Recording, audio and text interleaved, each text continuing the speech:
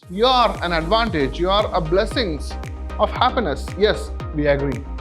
But you are also the source of woe. You gave little contribution to this great kingdom, which thou now hast got. Now you have already conquered this kingdom through your influence. Who made thee rich? Actually, man made you rich. You do not make man rich, but man made you rich.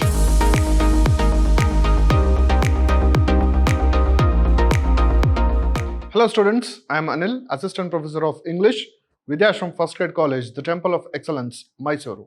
In this session, we are going to look at a poem titled Avarice by George Herbert, prescribed for the students of BCom first semester. Beginning the session, we'll go through the poet. George Herbert is a 17th century English poet. He was the contemporary of Shakespeare and Milton. Always elegant and passionate. His works are always elegant and passionate. He is known as a poet of devotional verse. Devotional, that is, related with religion, devotion, etc. His poems focus on religious experience. So how a man goes through spiritual journey, it is reflected in that sense. Some of his most well-known poems are The Altar and Easter Wings. In addition to writing in English, Herbert also wrote poems in Latin language. Along with English, he wrote many poems in Latin language as well. His works were praised as an attempt to express the indescribable complexities of spiritual life. So when you read his work, when you read his poetry or prose, they were praised as an attempt to express the indescribable complexities of spiritual life. In spiritual life, there are certain things which cannot be described very easily. So when you read his works, you go through easily understanding such topics. What is the theme in this poem? Avarice is a poem composed by George Herbert, who is a metaphysical poet. It is about money. Here, money means gold. The theme is the human beings running behind money. Here, money is represented by gold. When this man wrote this poem, golden coins were in use. So he uses that in terms of money, in terms of greed, and expresses his thoughts and human nature. Now coming to the poem, it's a sonnet. In the first quatrain, he says like this: money, you bane of bliss and source of woe. So these are all Old English. So here he says, money, thou, you are bane of bliss. You are an advantage. You are a blessings of happiness. Yes, we agree. But you are also the source of woe. When comes thou that thou art so fresh and fine? He asks in the second sentence, in the second line of the first quatrain, whence comes thou that thou art so fresh and fine? When you come, when did you come? When you are so fresh and fine. That means he is questioning the origin of money. I know thy parentage is base and low. And then he says, I know your parentage. That means your origin is very base and low. You are not of high birth. You may give happiness to people, but you are source of unhappiness. And when you come to people, I know how you come, not in a very good manner. And I know your parentage is base and low. Man found thee poor and dirt in a mine. So where did man find you? Now he is talking about the origin of gold. Where did man find you? He found thee poor and dirt in a mine. You are very poor. It is like ore. When people dig out gold, it is not available in the raw form. The raw form of gold is the golden ore. So they found you in dirt. And when they found you, you were already poor. And then what happens? We will see in the second quatrain. Surely thou didst so little contribute. Now he says, surely you didst so little contribute. You gave only little contribution. How? To this great kingdom. He is talking about UK. You gave little contribution to this great kingdom, which thou now hast got. Now you have already conquered this kingdom through your influence. That he was fine when thou wert destitute. So this kingdom was already fine when you were destitute. When you did not have place, the kingdom was good. To dig thee out of thy dark cave and grot. So when they dug you out, until you are dug out of the mines, everything was fine. That is what he says in the second quatrain.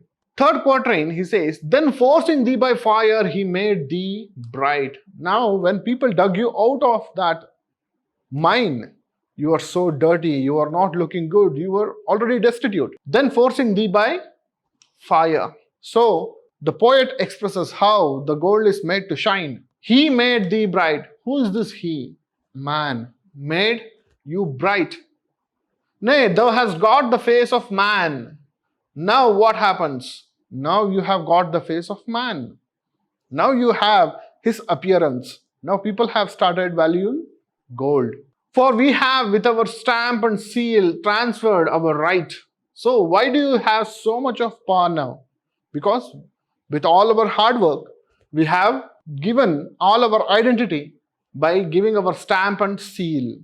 We gave our respect, our dignity to gold. We brought you from the dirt, then we forced you with fire, we made you bright, and with stamp and seal, we transferred our right. Now people started respecting you more than they respected each other. Thou art the man, and the man but draws to thee. Now you are the man. Now you have all the value. People have started to respect you. Now you are the man, and man but draws to thee. But what is man to you, money? He is dirt. He is a useless thing to you. You have got all the value. You are now powerful, and man has lost all his power, and therefore he is nothing to you. He is like dirt. Man calleth thee his wealth, but what does man call you? He calls you his wealth. Who made thee rich?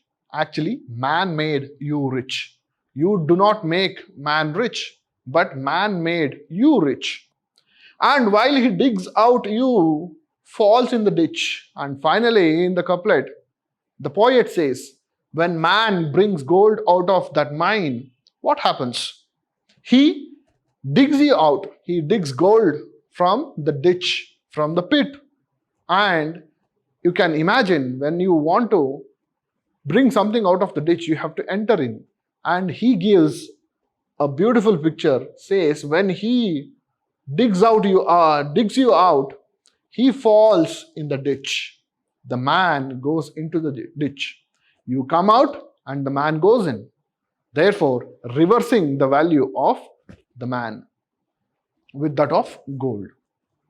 So this is how he explains beautifully how greed has made man lose his identity and respect, and how gold has gained all the respect and dignity of the society.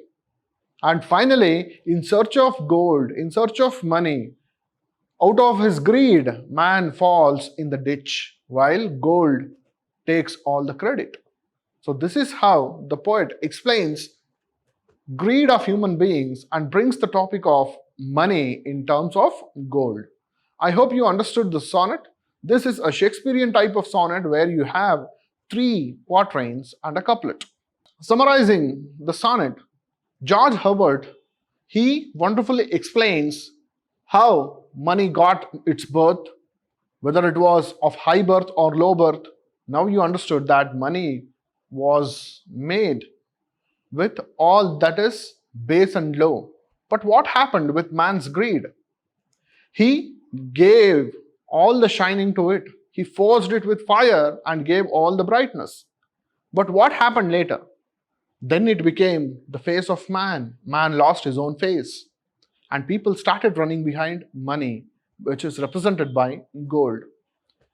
So he says, gold is both a bliss of happiness, a blessings of happiness, and also a source of unhappiness. And when gold is brought out of the ore, people gave all their identity to gold with seals and stamps. They transferred their identity, dignity to that of gold. And then he lost his value and people started running behind gold. And finally, gold is brought out of the mines and caves, and man falls in his own ditch in search of gold out of greed. Therefore, the title Avarice. I hope you understood this sonnet. We shall meet in the next class. Thank you.